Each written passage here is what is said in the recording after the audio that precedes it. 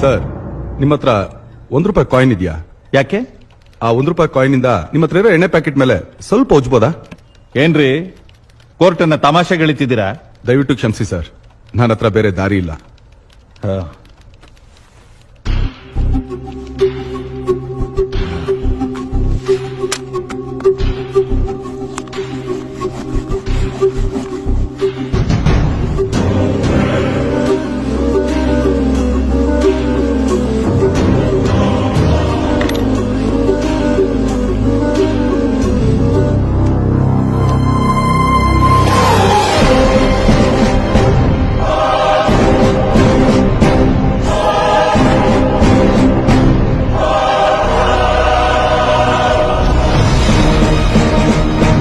Sir, ನನ್ನ ಎಣ್ಣೆ ಅಪ್ಪಟ ಅನ್ನೋದನ್ನ ನಾನೆಲ್ಲೋ ಸಾಬೀತು ಮಾಡ್ಕೋಬೇಕಾಗಿಲ್ಲ.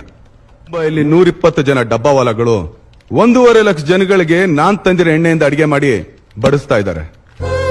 ಅಷ್ಟೇ ಯಾಕೆ ಸರ್, ಈ ಕೋರ್ಟ್ಗೆ 2.5 ತಿಂಗಳಿಂದ ಬರ್ತಾರೋ ಊಟ ಕೂಡ ನಾನ್ ತಂದಿರೋ ಎಣ್ಣೆಯಿಂದನೇ ತಯಾರಾಗಿ ಬರ್ತಾ ಇರೋದು.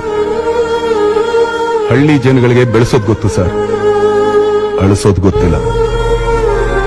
ಇನ್ನೂ ನಿಮಗೆ ನನ್ನ ಮೇಲೆ ಅನುಮಾನ ಇದ್ರೆ ನನ್ನ ಎಣ್ಣೆನ ಇಲ್ಲೇ ಪರೀಕ್ಷೆ ಮಾಡಿ. ಅದರಲ್ಲಿ ಒಂದು ಚೂರೇ ಚೂರು ಕಲಬೆರಕೆ ಇದ್ರೂ ನೀವು ಯಾವುದೇ ಶಿಕ್ಷೆ ಕೊಟ್ಟರು ಸ್ವೀಕರಿಸೋಕೆ ನಾನ್ ಸಿದ್ಧವಾಗಿದ್ದೀನಿ.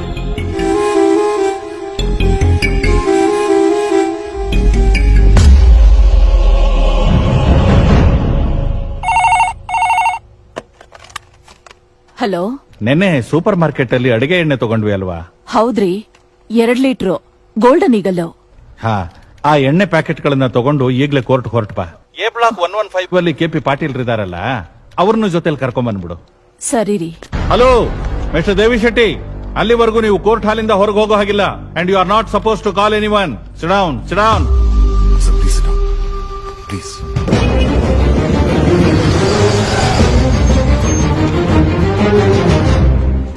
ನಮಸ್ಕಾರ ಸ್ವಾಮಿ.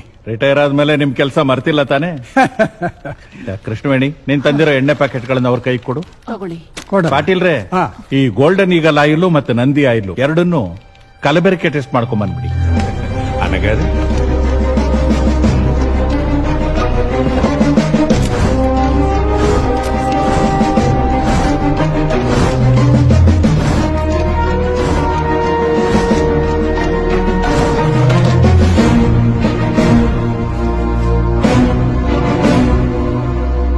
ಏನ್ರಪ್ಪ, ಪಾಪದ ಕಂತೆ ಎತ್ಗೂ ಬೀಗ ಹಾಕದ ಹಾಗಿದೆ.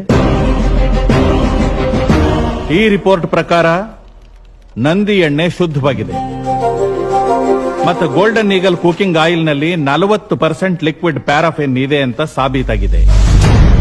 ಅಲ್ಲಿಗೆ ಕೃಷ್ಣ ಮಾಡಿದ ಆರೋಪ ನಿಜ ಆಗಿದೆ. ದೇವಿ ಶೆಟ್ಟಿ ಅವರನ್ನ ಈಗಲೇ ಕಸ್ಟಡಿಗೆ ತಗೊಳ್ಳಿ. ಈ ವಿಷಯ ಸಮಗ್ರವಾಗಿ ತನಿಖೆ ಆಗೋವರೆಗೂ ಗೋಲ್ಡನ್ ಈಗಲ್ ಫ್ಯಾಕ್ಟರಿನ ಮತ್ತೆ ಆಗೋ ಎಣ್ಣೆನ ಸೀಸ್ ಮಾಡಿ ಇಡೀ ದೇಶದಲ್ಲಿ ಗೋಲ್ಡನ್ ಈಗಲ್ ಕುಕಿಂಗ್ ಆಯಿಲ್ ಮಾರಾಟ ನಿಲ್ಲಿಸಬೇಕು ಅಂತ ಕೋರ್ಟ್ ಈ ಮೂಲಕ ಆದೇಶ ನೀಡ್ತಾ ಇದೆ.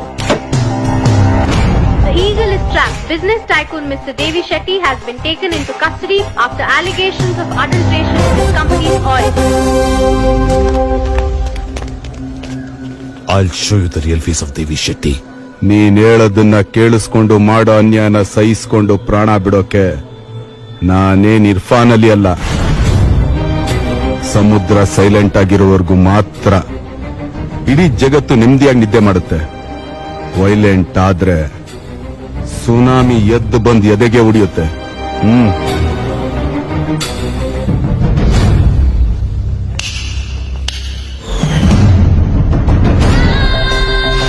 Hey Cadbury's, I love challenges ಅಂತ ಯಾರ ಎದುರುಗಡೆ ಹೇಳ್ತಾ ಇದ್ದೀನಿ ಅನ್ನೋ ಜ್ಞಾನ ಇರಬೇಕು.